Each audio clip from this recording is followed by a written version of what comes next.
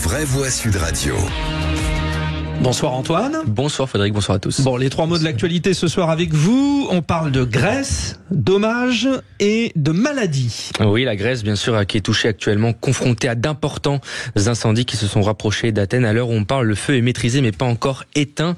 La vigilance est à son maximum car les conditions météo sont défavorables dans les prochains jours. Près de 300 pompiers ainsi que d'autres hélicoptères, véhicules d'incendie et camions-citernes ont été envoyés en Grèce en provenance de 6 pays, la France, l'Italie, la République tchèque, la Roumanie, la Serbie et la Turquie.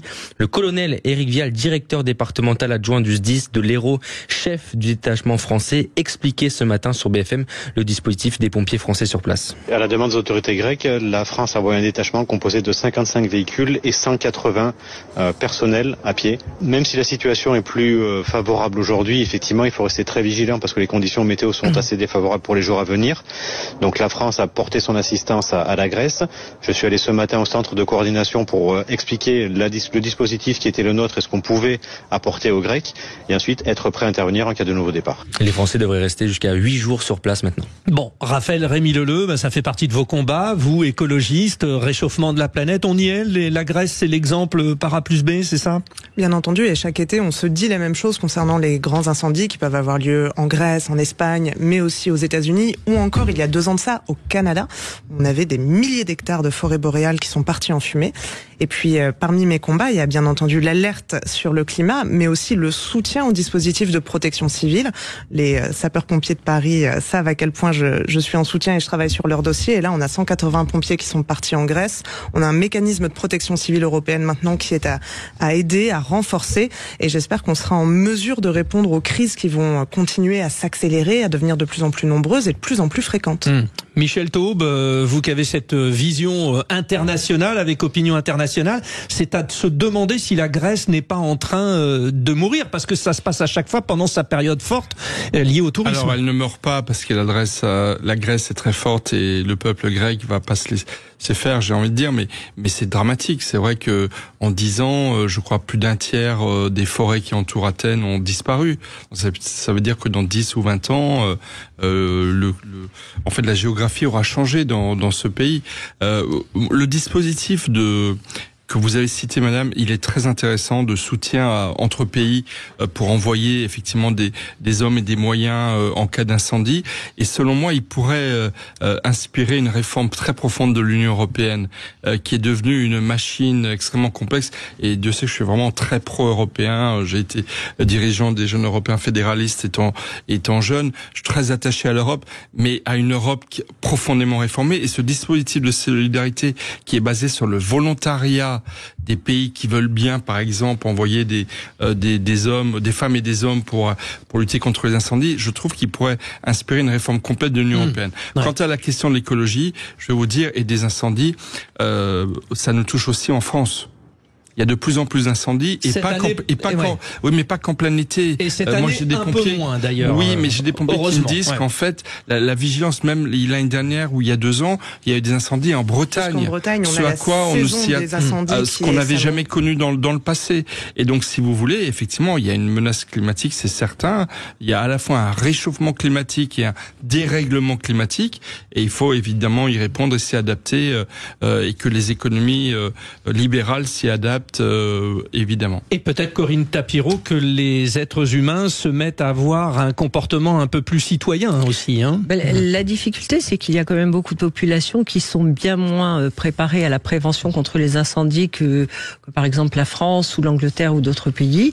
On a effectivement l'effet assez surprenant de voir qu'il n'y a que 6 pays qui puissent coopérer sur la base du volontariat. On aurait pu espérer qu'il y en ait davantage, mais pour assurer cette coopération de façon efficace, il faut qu'il y ait un niveau de formation à peu près équivalent de toutes les équipes qui se rendent sur place, de façon à ce qu'il n'y ait pas de contre-dispositifs qui se mettent en place de façon un petit peu aléatoire. Mais je crois qu'il y a une vraie interrogation sur le réchauffement de ces secteurs. La Grèce est régulièrement touchée La Turquie l'a été aussi un petit peu, beaucoup moins. Mais on a sur le pourtour méditerranéen des vraies interrogations. Et puis on a aussi, il faut le dire, beaucoup de laxisme et de désinvolture des touristes, des riverains. Oui, l'occasion de rappeler le mégot de cigarette, etc. Le barbecue mal éteint, etc. Ouais, vigilance aussi là-dessus. Bon, alors très intéressant. Deuxième mot, Antoine, on revient à vous. Deuxième mot, hommage. Oui, en ce 15 août, la France a rendu hommage aux soldats d'Afrique ce matin à la nécropole de Boulouris de Saint-Raphaël en présence du président français Emmanuel Macron pour commémorer le 80e anniversaire du débarquement de Provence. Le président a formulé un discours en rendant hommage. On va écouter un petit extrait. Du Sénégal, du Maroc et des Ardennes. Anciens poilus de Verdun ou jeunes hommes précipités dans l'étrange défaite. Ils n'étaient pas de la même génération. Ils n'étaient pas de la même confession. Ils étaient pourtant l'armée de la nation. Soldats convaincus que lorsqu'il s'agit de défendre l'intérêt vital de la nation, tous ceux qui se reconnaissent comme Français ont vocation à être ensemble. Plusieurs dirigeants africains étaient présents à la cérémonie comme Paul Biya, le président du Cameroun, d'autres dirigeants du Togo, la Centrafrique, des Comores, du Gabon, et également le chef du gouvernement marocain Aziska Ennouch. Une partie des commémorations a dû être annulée en raison des orages qui frappent le sud-est. La cérémonie s'est clôturée par le passage de la patrouille de France qui a marqué le ciel des couleurs bleu, blanc, rouge au-dessus des pins de Saint-Raphaël. Et sachez que ça sera l'objet de notre coup de projecteur. Tout à l'heure à 18h40, les vraies voix rentreront dans le débat au sujet de cette relation que nous avons avec ces pays que nous avons colonisés. Et évidemment, nous vous posons la question sur le compte X de Sud Radio tout à l'heure à 18h40. Vous pouvez d'ores et déjà y répondre. La France est-elle suffisamment reconnaissante de ses anciennes colonies africaines? Troisième mot, Antoine, maladie. Ah oui, l'OMS, l'Organisation mondiale de la santé, a déclenché hier son plus haut niveau d'alerte mondiale concernant la maladie Mpox qui ressurgit notamment en Afrique. C'est une situation qui devrait tous nous préoccuper, a déclaré le directeur général de l'OMS, Dr Tedros Ghebreyesus. L'OMS avait déjà pris une telle décision en 2022 lorsqu'une épidémie de Mpox s'était étendue à travers le monde. Un total de 38 465 cas de cette maladie, anciennement connue sous le nom de la variole du singe, ont été recensés dans 16 pays africains depuis janvier 2022 pour 1456 décès, avec notamment, c'est important, une augmentation de 160% des cas en 2024. Karine Lacombe, qui est chercheuse et infectiologue chef du service de maladies infectieuses de l'hôpital Saint-Antoine de Paris, sur BFM TV ce matin, nous donne les symptômes de cette maladie. On l'écoute. C'est une maladie qui inquiète parce que elle est sortie d'Afrique, alors que pendant de nombreuses années, ça fait plusieurs dizaines d'années que cette maladie existe en Afrique, et en 2022, comme vous l'aviez dit, cette maladie s'est propagée ailleurs qu'en Afrique, et les premiers signes, c'est surtout de la fièvre, et puis ensuite une éruption cutanée. Ce qu'il faut savoir que le Mpox est très proche du virus de la variole. C'est une maladie qui peut être très très douloureuse, et donc ça représente une pathologie qui est assez grave. Oui, alors évidemment, d'énormes questions se posent déjà, et c'est un petit peu plus réconfortant que ce dont on avait l'habitude d'évoquer ces dernières années, à savoir une contamination, on va dire, beaucoup plus rapide. Là, il faut vraiment un contact physique. Nos amis africains que vous connaissez bien, Michel Taube, en tout cas, ont un nouveau défi et de taille. Absolument, et c'est vraiment très très inquiétant. De toute façon, on voit bien avec les évolutions démographiques, le réchauffement climatique qui contribue aussi au fait qu'il y ait de plus en plus d'épidémies sanitaires. Et on a connu le Covid il y a 4 ans. Malheureusement, je crains qu'il y en ait de plus en plus dans les années qui viennent.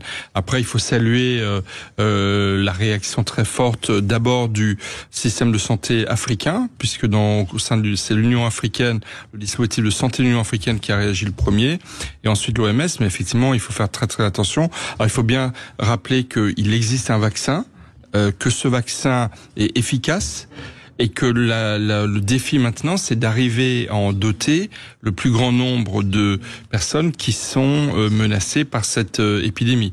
Et là, il va certainement y avoir nécessité d'une mobilisation internationale pour le rendre possible. Corinne Tapiro, vous êtes aussi une professionnelle de la communication, je voudrais le rappeler. Il faudra être très précis là aussi dans la communication. Alors, il faut être précis dans la communication. Ce qui est plutôt rassurant, c'est qu'en fait, on le soigne maintenant, cette variole du singe se soigne en plus de la vaccination. Donc c'est plutôt rassurant. Ça montre quand même qu'il y a en matière de recherche d'énormes efforts qui sont faits, qu'on ne peut pas négliger. C'est ça aussi le progrès. Et ça permet aux hommes de vivre mieux et plus longtemps. Ouais, Raphaël Rémy-Leleu, faudra être vigilant, quoi. Hein. Bien sûr, il faudra être très vigilant et c'est important qu'on en parle dès ce stade d'alerte qui est une alerte internationale, même s'il n'y a pas encore eu de cas détectés en France pour cette nouvelle souche du Mpox. Et j'espère qu'on n'aura pas à en subir les conséquences, mais beaucoup de prévention, beaucoup de préparation et de moyens alloués à tout ça, c'est de ça dont nous avons besoin. Oui, voilà, très important. Merci pour ces 3 mots de l'actualité, cher Antoine Mazer.